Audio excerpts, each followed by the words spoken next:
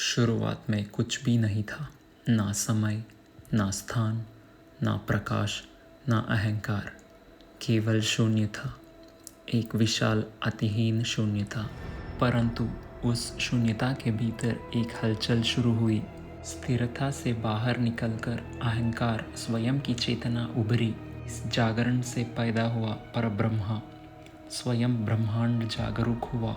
वह अपनी प्रकृति को समझना चाहता था, स्वयं को देखना चाहता था, और जैसे एक कोशिका विभाजित होती है, वैसे ही परब्रह्म दो प्रधान शक्तियों में विभाजित हुआ। शुद्ध चेतना और ऊपर ऊर्जा, पुरुष और स्त्री, शिव और शक्ति। ये है दुनिया की पहली प्रेम कहानी। बहुत समय पहले की बात है, जब संसार में केवल देवता और असुर थे।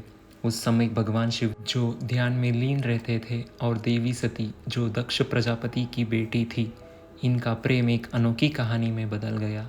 हिमालय के शांत तपोवन में दक्ष प्रजापति ने कठोर तपस्या की।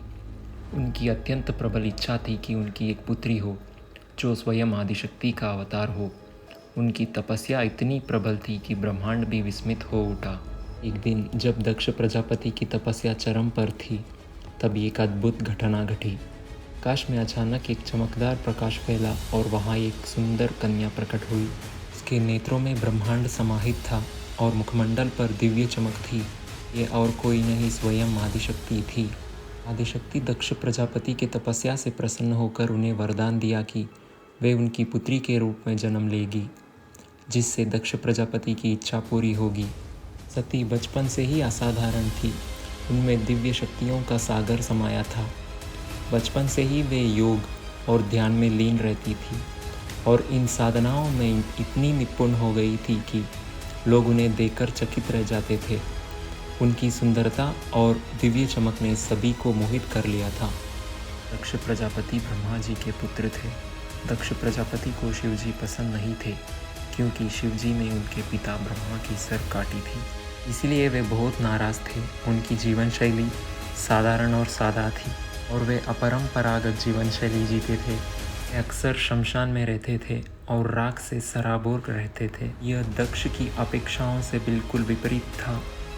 लेकिन प्यार की शक्ति इतनी मजबूत होती है कि वह किसी भी असंभव सी लगने वाली चीज़ को संभव बना सकती है। एक दिन अपने साथियों के साथ हिमालय का अन्वेषण करते हुए सती खुद को एक विशाल क्रोधित बैल के सामने पाया। ये उनके ऊपर भयानक गति से दौड़ा। इसका रोष अथक था।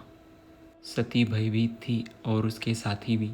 शाही गार्डों ने दौड़ते हुए बैल को रोकने का प्रयास किया, लेकिन उन्हें केवल खिलौने की तरफ फेंका दिया गया। बैल तेजी से करीब आ रहा था। सती ने अपनी आंखें बंद कर ली, अपरिहार्य के लिए तैयार हो गई। लेकिन फिर कुछ अद्भुत हुआ। बैल की आंखों में पहचान की एक झलक दिखाई दी और वह अपनी पटरियों पर जम गया, जैसे कि अचानक बदल गया हो। उनके हैरान हुए दृष्टि के सामने बैल का रूप बदल गया। अर्ध मानव अर्ध बैल संकर में बदल गया। वह उनके सामने घुटने टेककर हाथ जोड़कर प्रणाम किया और बोला, क्षमा करे परम माता, मैं आपको पहचानने में विफल हो रहा और आपको एक घुस बैठी और समझा। मैं नंदी हूँ, भगवान शिव का भक्त।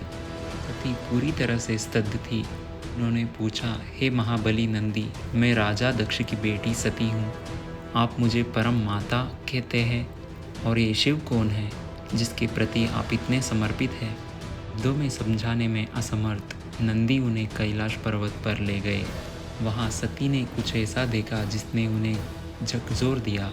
पर्वत राक्षसी प्राणियों, पिशाचों और सांपों से भरा हुआ था।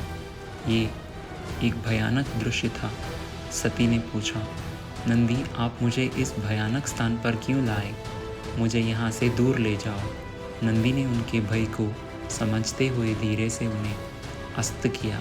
उन्होंने उस सबसे पर्वत ऋषियों की ओर इशारा किया जो इस अराजकता के बीच शांतिपूर्वक ध्यान साध रहते थे।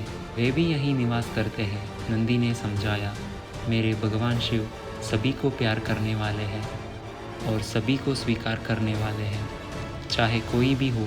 यदि उनका हृदय शुद्ध है और उनका समर्पण सच्चा है तो उनका स्वागत है। सती उत्सुक थी, यह महान प्राणी कौन है? उसने सोचा। बिना किसी देरी के नंदी उन्हें एक गुफा के प्रवेश द्वार पर ले गए। हिचकिचाते हुए कदमों के साथ सती गुफा के पास पहुंची।